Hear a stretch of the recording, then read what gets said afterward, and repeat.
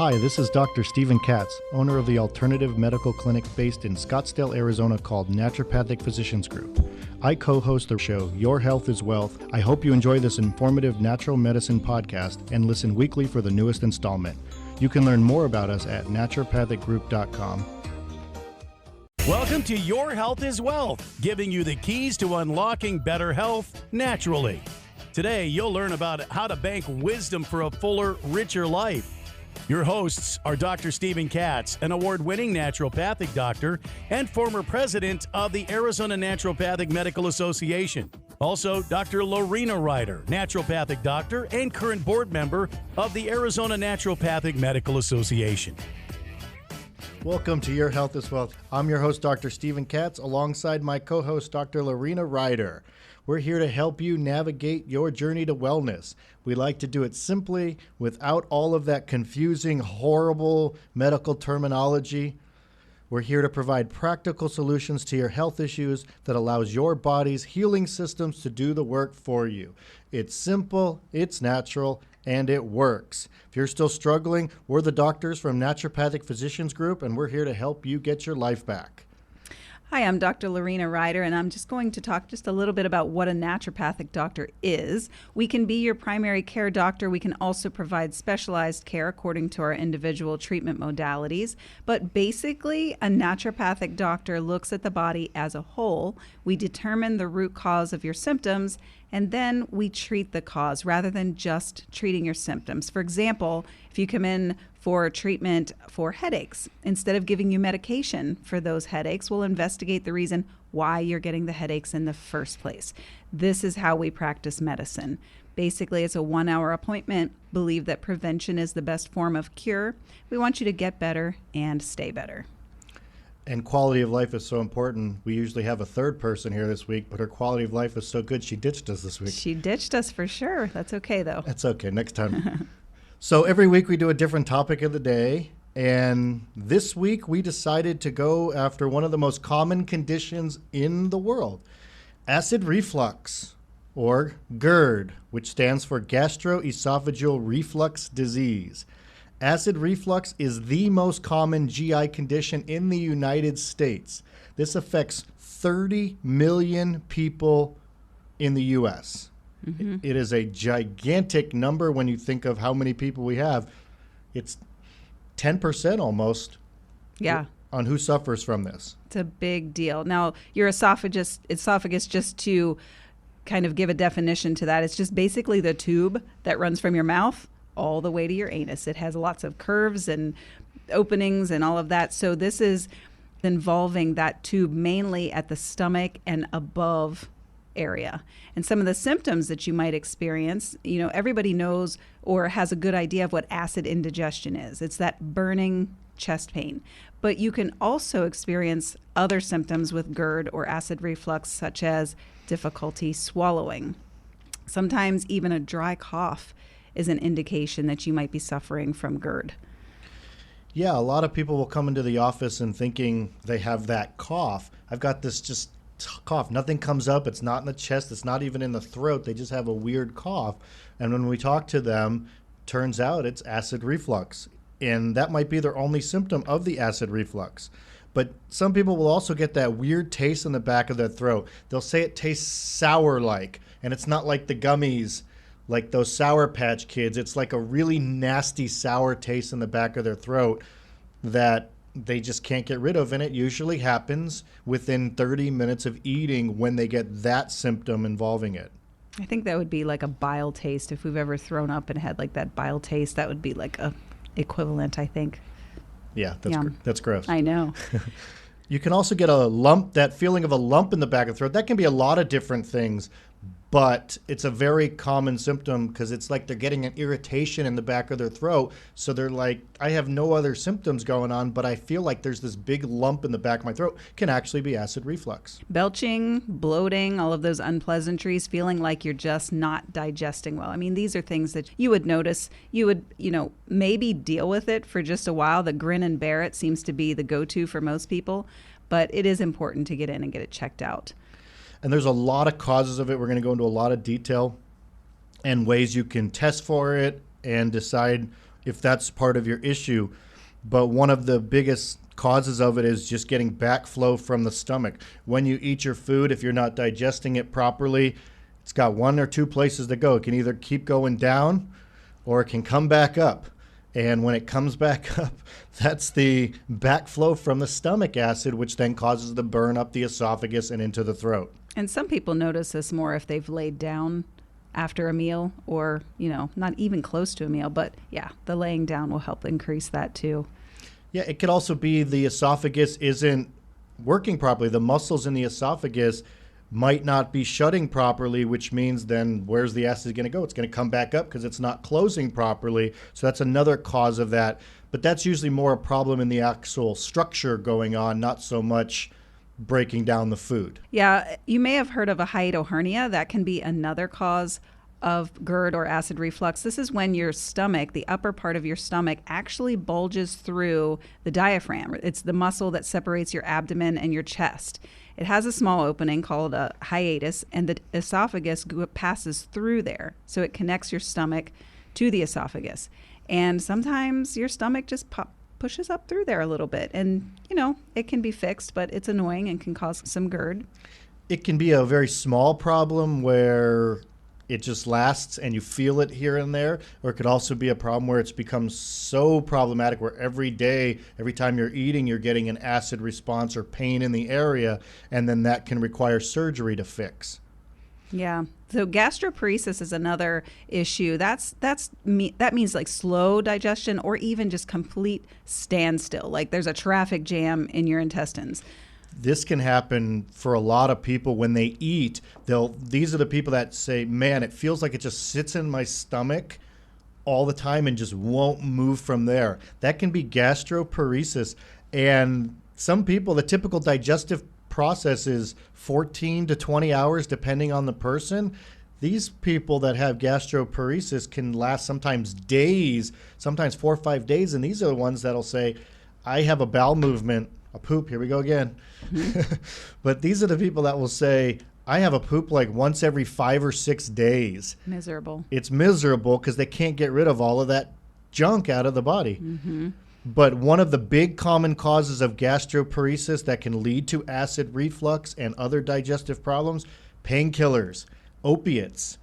A lot of people have heard opiates cause constipation, but it causes gastroparesis. It slows down your digestion. Part of the reason why you get constipated is your digestion is slow. The other reason why is you're just not breaking it down. Mm-hmm. And that is a major, major issue. Yeah. Hyperchlorhydria, long word, but basically what it means is a lot of stomach acid. It means too much stomach acid. And this makes sense, right? Because if you have too much stomach acid, then you're going to feel that burning in your stomach, which is acid reflux. But another cause of acid reflux could be hypochlorhydria, which means too little stomach acid. Now, this does not seem to make sense, but how could you have too little stomach acid and still experience acid reflux?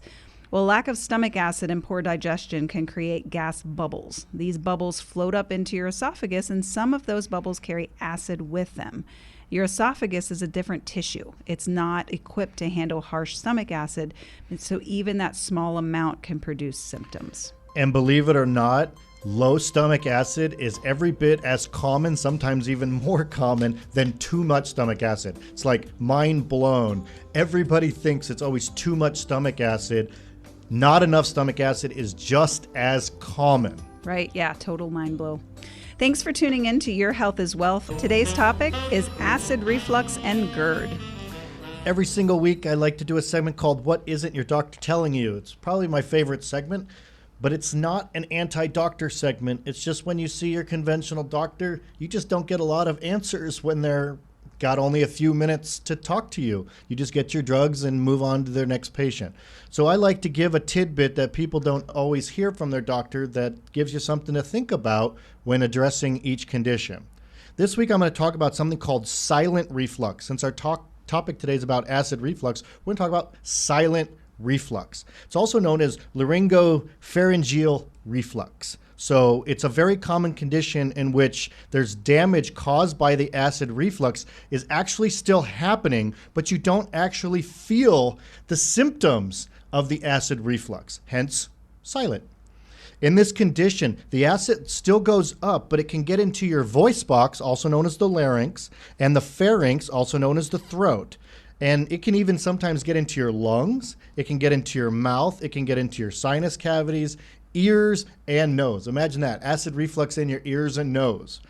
This happens, the acid is not in the esophagus long enough to create the burning acid feeling that people see as the typical symptom with acid reflux. Therefore, they're not getting, at least they don't think they have acid reflux. The problem with this is that acid is still causing the damage, but you're not getting those symptoms. But if you keep having all of that damage in there, you're going to create long-term complications and never even know it happened until you've already experiencing horrible damage in the GI tract. So if you want longevity and health, it's really a good idea to seek preventative care, because this silent reflux can be really damaging and you don't even know until it's too late. Sneaky. That is just sneaky and not nice.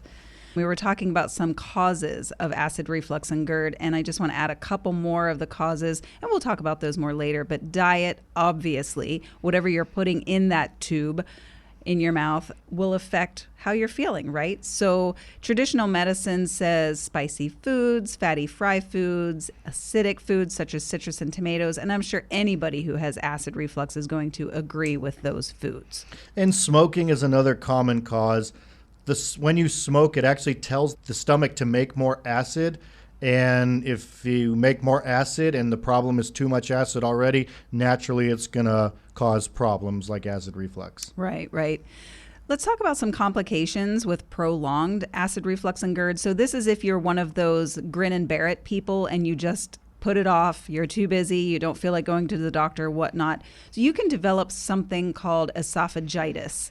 This leads to ulcers or erosion of the stomach lining, and also ulcers, which is the burning of the lining of the intestinal tract. It's most common in the stomach, but it can also be in the intestinal tract. And ulcers can get so bad where you actually can bleed from them. So sometimes people will feel blood going up or see blood coming up, but they can also see blood in the stool that came all the way from the stomach.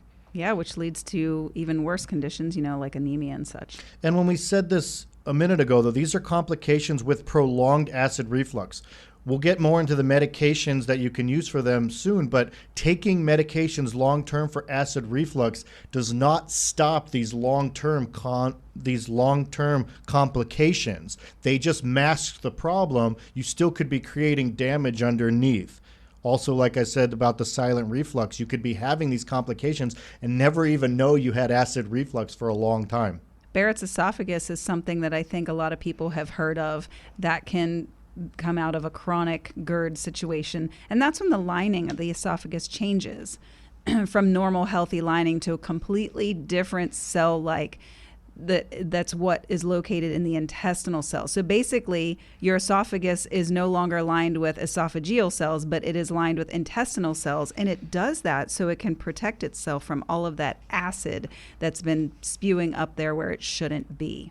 And so remember, 30 million people in the U.S. have acid reflux. 5% of those will develop Barrett's esophagus, which increases your risk of esophageal cancer exponentially. So 5% of 30 million people, that's 1.5 million people per 30 million will develop this condition. It's a lot. There's also eosinophilic esophagitis.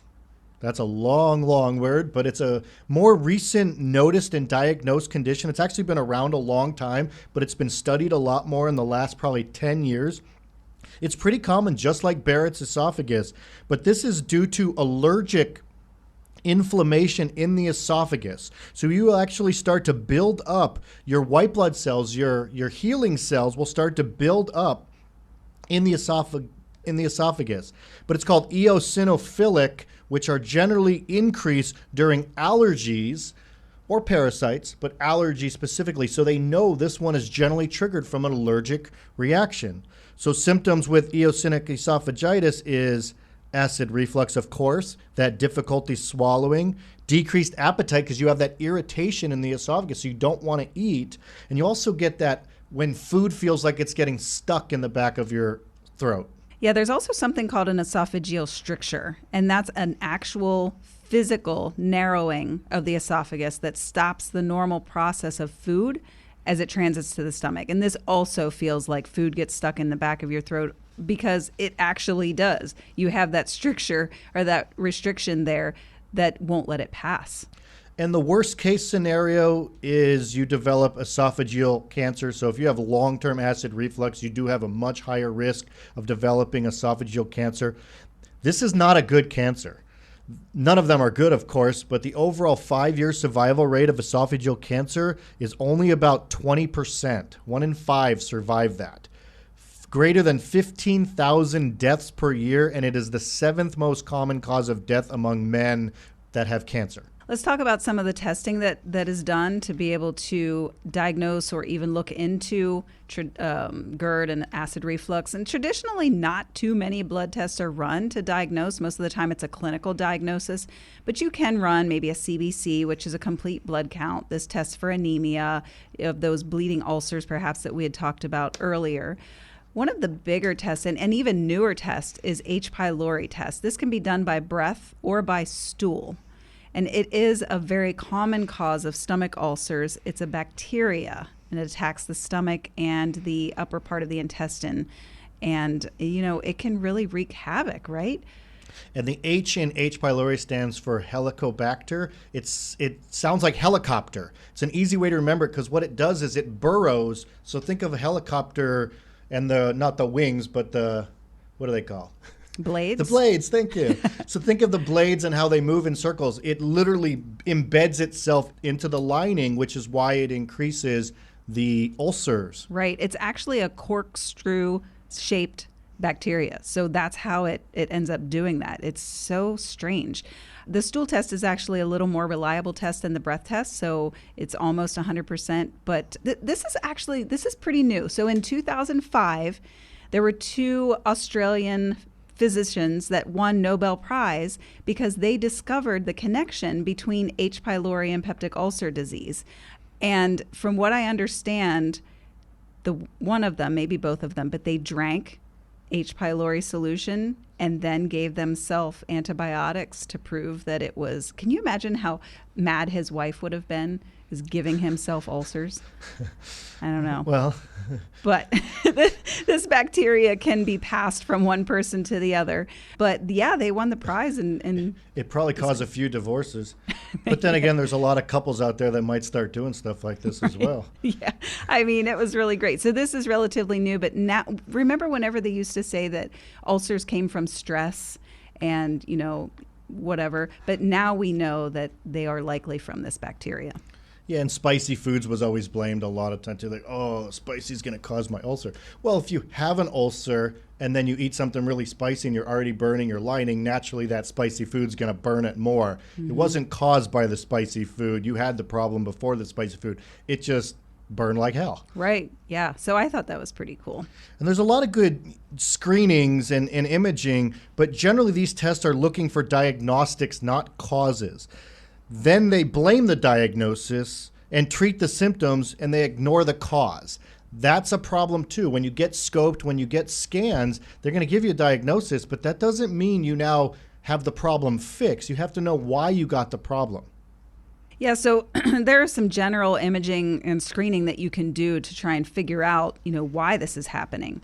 So one of the tests that we do or is done typically is a barium swallow. So that's when you drink some liquid barium and then get an x-ray, and it actually will show if there's any abnormalities or damage to the esophagus because you can follow the barium. You can see what's going on there. You can do it as a live x-ray using a fluoroscope to see the esophagus in action. It's pretty cool. I mean, I think it's, if that's what you need, then that's what you need to do. So if there's any mechanical wrong issues going on there, that test will definitely catch it. Yeah, and another one that's probably even better is called an esophageal motility test or a gastric emptying test. This patient will eat a small radioactive material with or a small meal with radioactive material in it. They then track the movement of the food using the scanner. If the movement is slower than normal, it can show problems with digestion and a possible cause of acid reflux. There's also an endoscopy. The doctors will run a tube with a camera attached down the esophagus to look at the esophagus and stomach. This is used to diagnose pathological changes such as acid reflux. This one can help you diagnose that Barrett's esophagus, ulcers, stomach cancers, a lot of different things. Also known as an upper GI, right? Correct. And if something is found during the endoscopy, they can take a biopsy of that tissue and actually get that diagnosis. Basically, there's a lot of tests out there for it, but we're going to get into more detail in the next segment. So thank you again for joining us, and we'll be back in a little bit.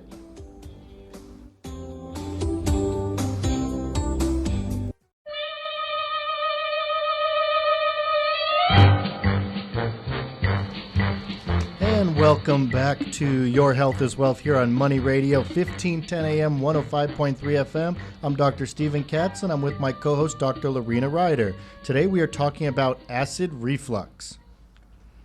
So every week I like to give a tip of the week, something that you can do at home to help your health out. This week we're talking about acid reflux and GERD. So let's talk about a way you can, an amateur way, I suppose, you can test yourself for adequate stomach acid. It's called the Baking Soda Challenge Test. So this can help you understand whether your acid reflux symptoms may be related to the amount of acid that your body produces. All you need to do is mix baking soda and water together first thing in the morning. Before you've had anything to eat or drink, you only need to mix about a quarter teaspoon of baking soda with 4 ounces of water. Drink it, set a timer.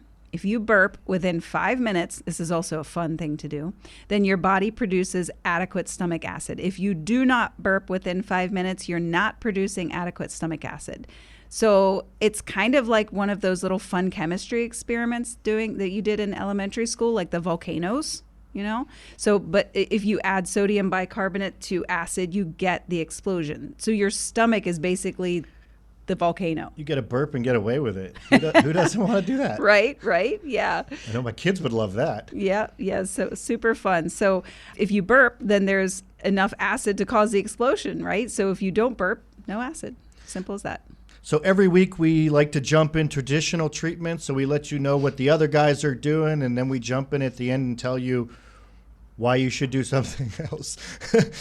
We never tell you not to do the medications they prescribe. It's prescribed for a reason. However, we like to give you the information, and then you can make your decisions with your doctor on what's right for you. So one of the traditional treatments they tell people with acid reflux is to sleep upright. If there was ever a treatment that basically said, I'm going to treat the symptom and nothing else, it's that. If you just lay back, but not all the way back, then it's harder for the acid to come up all the way and give you acid reflux. So it's a very, very simple thing to do that can help from the symptoms, but it ain't doing anything when it comes to the acid reflux. I would feel like you wouldn't get very good quality sleep that way either. Guess it depends. If they're used to it for a while, I guess. And the first line therapy, most of these are over the counter, is antacids. These are alkalinizing, so non-acidic, opposite of acid, substances that they use to neutralize the acid. So if you have too much acid, these can help neutralize that. So the most common one people use for that is Tums, the over-the-counter, and it's calcium carbonate, which is alkalining. Mm-hmm. There's also Pepto-Bismol. Everybody has heard about that. That's bismuth subsalicylate. Say that fast 3 times. But Pepto-Bismol, that's something that coats the intestinal lining and helps reduce that burning. Gives you some funky colors in the stool as well. So oh, yeah, it does. If you take the Pepto-Bismol and your stool looks really, really dark, it's probably the Pepto-Bismol. Mm-hmm. If it's not, get that checked out. Turns your tongue purple, too. Yeah. There's also Alka-Seltzer, which is sodium bicarbonate, like you were saying with doing the test. So that will also, that's an effervescent, so that dissolves in the water when you take it. And then there's Gaviscon, which is magnesium trisilicate, which is a chewable, and that's also an alkalinizing thing.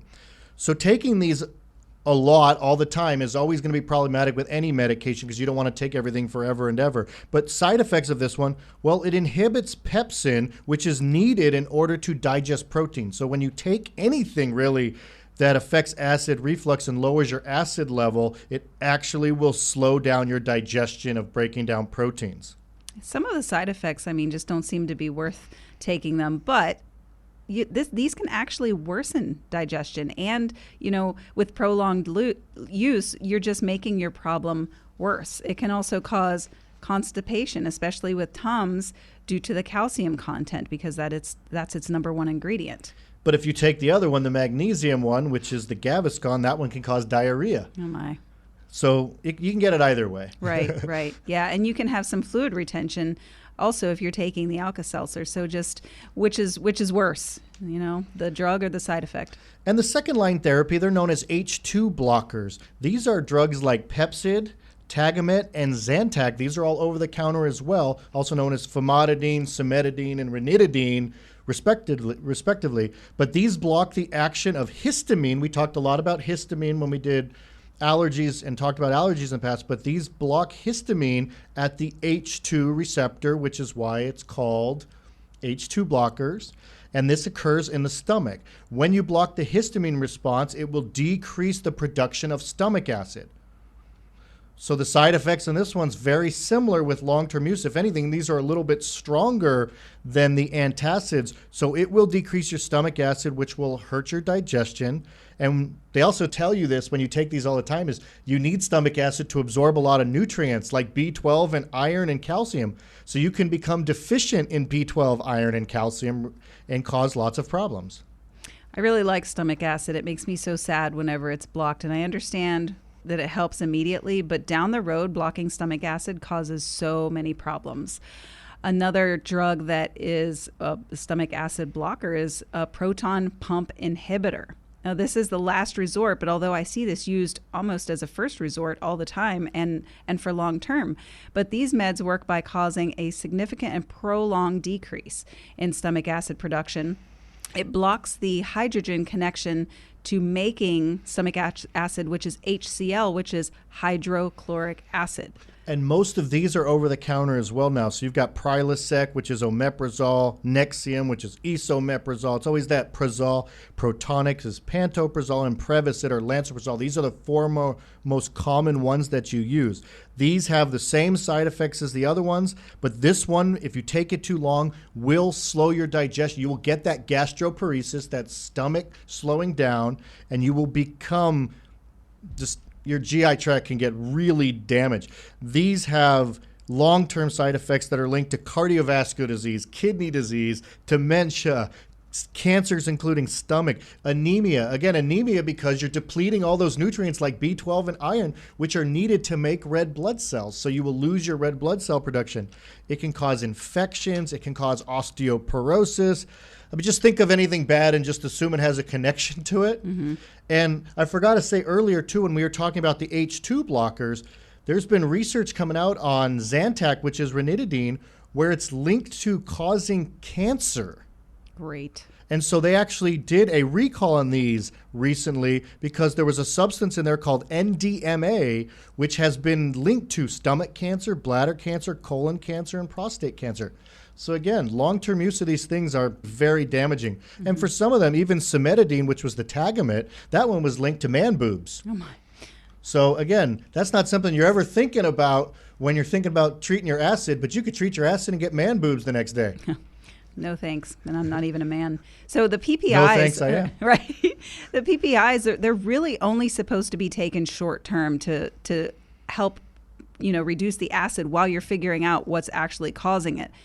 And these drugs can be very difficult to get off long term. I see patients that have been on these drugs for years, and they were never told that it's only a short term drug. But you need stomach acid. Yes, too much can be problematic. Not enough can be just as problematic, but you need it. So there are other tests you can actually do. There's a test called the Heidelberg stomach acid test. This is considered the gold standard for stomach acid testing. You do a 12-hour fast, and then you swallow an electronic capsule, and then you drink baking soda solution to neutralize any stomach acid in your stomach. They then take a recording and then they can see how the acidity levels restore. This helps determine whether your stomach acid levels are low. Super cool. And thanks again for tuning in to Your Health is Wealth. Today we're talking about acid reflux and GERD. So we're going to talk about some naturopathic treatment options that we have here for you to help treat your acid reflux if you have it. One of the biggest things that we like to talk about is diet. And obviously, we're talking about the esophagus. We're talking about that tube that goes from your mouth to your anus. It really, really, really does matter what you put in it. Even if you don't feel like the foods are bothering you, they might be a delayed sensitivity reaction. Yeah, the gold standard for testing the cause, and again, cause is the only way to find a cure. The gold standard is a food sensitivity panel. I can easily say 90% of the causes of all acid reflux, especially when you're younger, but it can be when you're older as well, is going to be food. So if you find out what foods you eat are creating inflammation and damage, it can be a simple blood test. It can make all the difference in the world. And it's not as simple. If you think you've been tested for food before because you went to your allergist and they did a different test known as the skin test or the prick test, when you've gone to the doctor and they've done it, that test, that is not an adequate test to determine most of the causes for acid reflux. That is an immediate reacting antibody that they're testing when they do the skin test. We're talking about, as you were saying, is the IgG, delayed sensitivities, how your body digests and the inflammation provided from it. If I honestly had only one test to choose from, when a patient comes in, that would be the one test that I choose to do on them. It is life-changing for most people. But I think convincing someone that food actually affects them is the hardest part about that, because food is a very intimate relationship, right? And people don't want to let go of it. And we've said this before that these foods aren't good, but the most common foods are going to be dairy, cow's milk products, and not just drinking milk, butter, yogurt, cheese, dare I say ice cream. Wheat and gluten, we've said those aren't good before, and eggs are hit and miss depending on who's there. Those are the three most common, but if you don't test it, you really have no idea. Right. Another way to naturally treat your acid reflux would be to lose weight, and also don't overeat. So extra weight increases inflammation in the body and damage in the stomach, and that leads to higher amounts of acid reflux. And then obviously if you overeat, and then your food is just sitting in there in an already angry environment, it's not going to digest as well, and it will increase the reflux. And remember we said, like, half the people have too low stomach acid, not too much. If that's true and you overeat, you don't have enough stomach acid to break it down. Naturally, it's going to come back up. Yeah. And we talked a little bit before about smoking. So this does weaken the esophageal sphincter. That's the opening and the closing mechanism. And that decreases digestion and increases reflux up the esophagus. And I mean to alcohol every single week, but alcohol damages the sphincter, therefore it's just not good. Right. Yeah, and it's acidic too. Alcohol's acidic and sugary. But water, we've had a whole episode on how good water is, but they've actually done a study that showed all people chronically suffering with acid reflux. They gave one group extra water, the other group nothing. And the people that drank extra water, 50% of them had improved acid reflux symptoms. Yes. It's as simple as drinking water. Water's alkaline compared to stomach acid, so it can neutralize the excess acid. I love it. Sleep. Oh, I can't say enough about sleep either. So do not eat within 3 hours of going to bedtime. We talked about lying down, but there are other reasons too when it comes to acid reflux. But this allows adequate time to start the digestion process, and then you don't want too much food in the stomach whenever you're going to bed. And also your body goes through like an entire clean sweep whenever you're sleeping. And if you have too much food in your body when you lay down, it doesn't have adequate time to go through that detox process by the time you wake up because it's too busy digesting food. And since you're talking about digestion, why not talk about foods that have digestive enzymes in there? There's pineapple and papaya. These contain digestive enzymes called bromelain, which is the pineapple, and papain, which is from the papaya. These help improve digestion and can help decrease acid reflux symptoms. I could eat pineapple all day long, but papaya is just like a weird taste. Do you like it? I don't like papaya. Yeah, I even had it in Hawaii and I didn't like it. Really? And it was as fresh as you can get then right that's from the really farm. bad. Yeah. So sometimes chewing gum can help. So saliva is alkaline.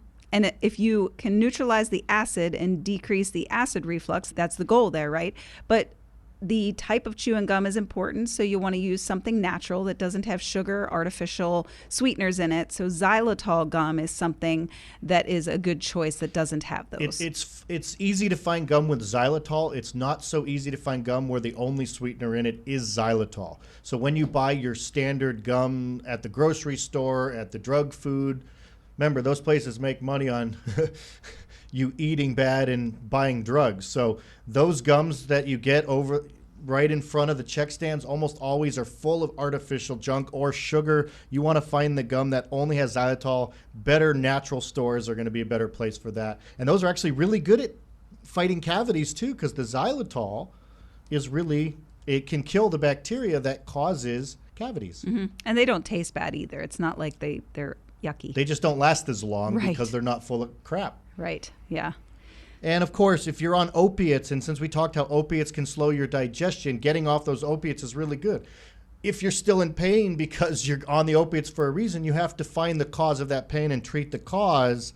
If you don't do that, then you're going to keep being on the opiates and you're going to have an increased risk of acid reflux and digestive problems. Exactly.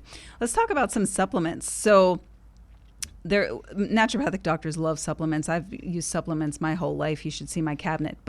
So we're not telling you to buy these, but we are providing information, and anything that we discuss here should be monitored by your physician. Now, ginger is something that can be a supplement, or you can just buy fresh ginger at the store, which is something that I absolutely love. It soothes your digestion, decreases inflammation, and it also reduces the acid flowing from your stomach up the esophagus, which is what we're trying to achieve anyway. And this is a great first-line supplement if you're in an acute flare of acid. It can help neutralize it pretty quick. Another very common one people will jump to is called aloe vera. We've all seen it we've seen the plant before. They sell it in stores as leaves. You've seen it on the roads. A lot of people will use it to take the gel from the inside and put it on burns because it helps heal burns. It also helps healing the burning in your esophagus. It suppresses the excess production of that stomach acid. It's a natural anti-inflammatory in the stomach, and it relaxes the stomach muscles, which will allow the stomach to digest better. It's an awesome supplement. Mm-hmm. You can buy this as a drink. It's not like you're going to peel open your aloe vera and start eating it. That would taste really bad. But just be careful because the drink will have lots of sugar in it because it's not always the best tasting thing without it. So the best thing to do is buy the juice that's unsweetened, then add a natural sweetener like stevia or monk fruit to make it taste better. Well, trust me, it still doesn't really taste that good. So just beware. It's better. Right. Deglycerized licorice is one of the best things that you can use. Not the candy licorice. This is the root licorice. Yes. But it still does have that I guess, base of bitter but sweet. It soothes the GI tract. It increases mucus buildup in the stomach coating and protects from acid damage. It improves the muscles in the lower esophageal sphincter and helps keep the junction between the stomach and the esophagus closed. That gate, that opening and closing gate, it's got to be working good. And that stops the acid from coming back up. And this one's had studies that actually outperformed drugs, antacids, etc. This is one of the best herbs, and it does so much more than just stomach. But it is, if you have a stomach, or if you have a supplement that's dealing with your stomach and it doesn't have licorice, it's probably not the best one you can get. That being said, we said deglycerinated, so no alcohol in this one. This one does not raise your blood pressure. If you go online and look up licorice, everything's going to say, oh, it raised your blood pressure. Not if you get the right one. If you get the wrong one, then it can. L-glutamine is another great supplement. It increases the pH in the stomach, which neutralizes the acid. It also strengthens the lower esophageal sphincter, that gate I was talking about. It does not allow acid to go back up the esophagus. I think this is in ghee. It can be, but ghee is butter, so I don't always love ghee. Right. Digestive enzymes. This is not used a lot by many people, but they work really, really nicely. If you're having trouble digesting your food, if you have chronic acid reflux, if you've had your gallbladder removed, you're not digesting properly. So when you take digestive enzymes prior to eating a meal, it will help break the food down, which will decrease the chances of having acid regurgitation. These are clutch for some people. Marshmallow, not marshmallow that you roast over a fire, but marshmallow root is also, it's known as a mucilaginous herb like licorice. It helps coat the stomach, helps protect you from ulcers, stomach acid burning symptoms, and it is a natural anti-inflammatory. And one of the best for acute acid reflux, again, is slippery elm. This time you can find this one in powders, you can find it in capsules, but this one coats the tissue a lot like marshmallow root and licorice, and it calms down an inflamed GI tract. It's really good at relieving symptoms when you're in an acid reflux attack. It's also one of our favorite ones, and most of the really good products that treat GI health will have slippery elm in it. So thank you again for joining us today. If you feel like you're not getting to the bottom of your health issues, it's time to call Naturopathic Physicians Group. Please join us next week for another great episode of Your Health is Wealth. Thanks for listening to Your Health is Wealth. Be sure to tune in next week to learn more wisdom on how to live a fuller, richer life. If you have questions about today's show or would like to find out more about the topics we discussed today, call the Naturopathic Physicians Group at 480-451-6161 or email them at info@naturopathicgroup.com.